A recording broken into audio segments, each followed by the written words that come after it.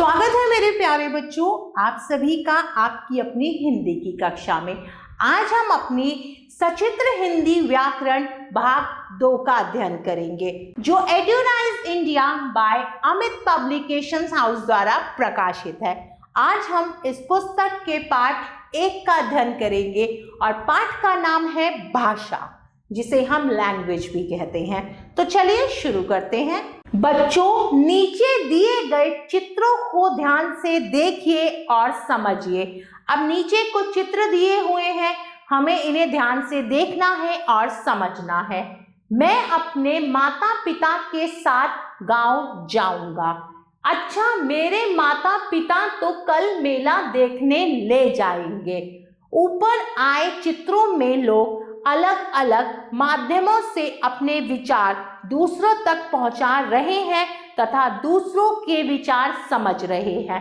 अब ऊपर चित्र में क्या कर रहे हैं लोग? अलग अलग माध्यमों से अपने विचार दूसरों तक पहुंचा रहे हैं और दूसरे उसे समझ रहे हैं।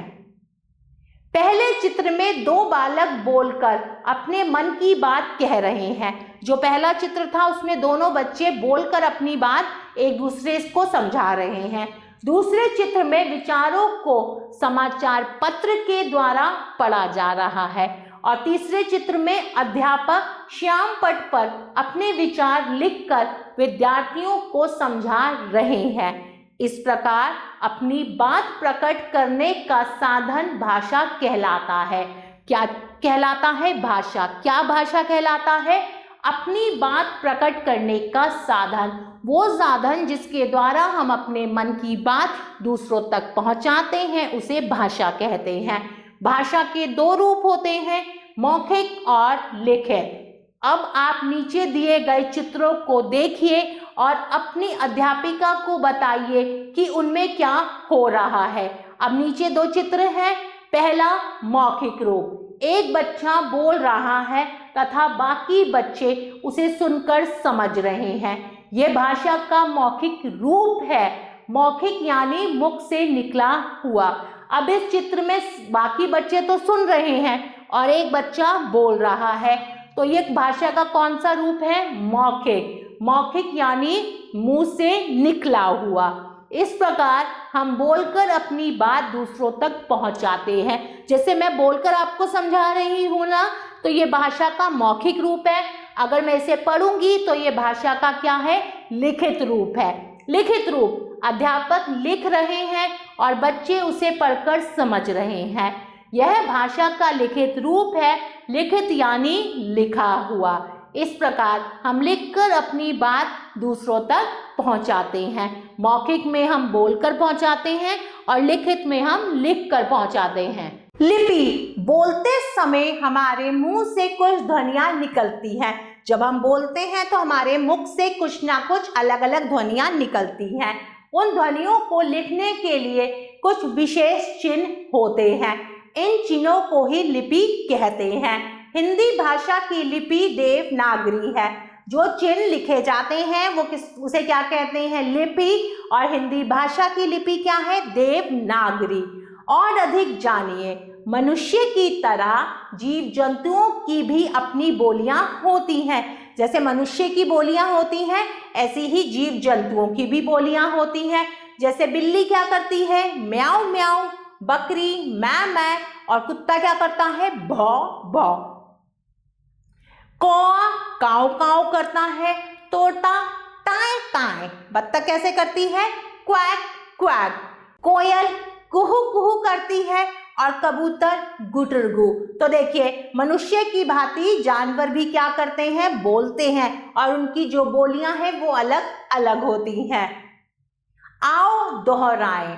अपने मन की बात प्रकट करने का साधन भाषा कहलाता है।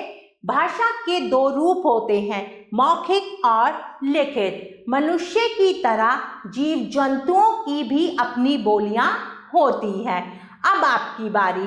अब बारी है कुछ अभ्यास कार्य करने की। प्रश्न संख्या 1, निम्नांकित चित्रों में भाषा के जिस रूप का प्रयोग हो रहा है उस पर सही का निशान लगाइए।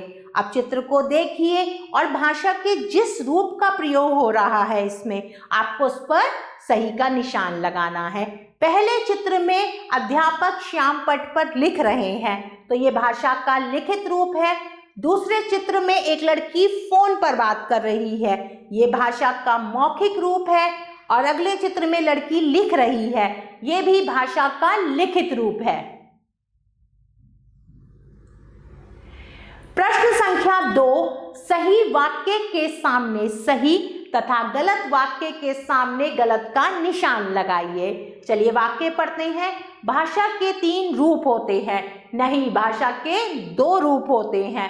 मौखिक भाषा बोली जाती है, बिल्कुल सही वाक्य है। हिंदी भाषा की लिपि देवनागरी है, ये भी बिल्कुल सही है। जीव जंतुओं की भी अपनी बोलियां होती हैं, ये वाक्य भी बिल्कुल सही है। तोता काव काव करता है, नहीं, तोता टाए टाए करता है, तो ये गलत है।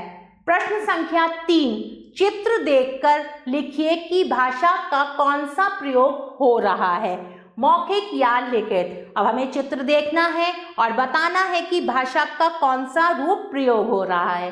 पहले में लिखित रूप है, क्योंकि अध्यापक श्याम पट पर लिख रहा है। दूसरे में समाचार पत्र पढ़ा जा रहा है, तो ये कौन सा है, ये भी लिखित है। अगले चित्र में 2 बच्चे बात कर रहे हैं, तो ये भाषा का कौन सा रूप है, मौखिक। आगे बढ़ते हैं प्रश्न संख्या 4 की तरफ। जीव जंतुओं का उनकी बोलियों के साथ मिलान कीजिए। अब आपको क्या करना है, जीव जंतुओं का उनकी बोलियों के साथ मिलान करना है। जैसे बकरी, बकरी क्या करती है बताइए, बकरी मै मै करती है। कबूतर गुटरगु, कुत्ता भौं भौं। कौवा कैसे करता है, काव काव। बत्तख क्वैक क्वैक और बिल्ली म्याऊ म्याऊ करती है। प्यारे बच्चों, आशा करती हूँ आपको यह पाठ अच्छे से समझ आया होगा। हम पुनः फिर मिलेंगे, तब तक के लिए आभार।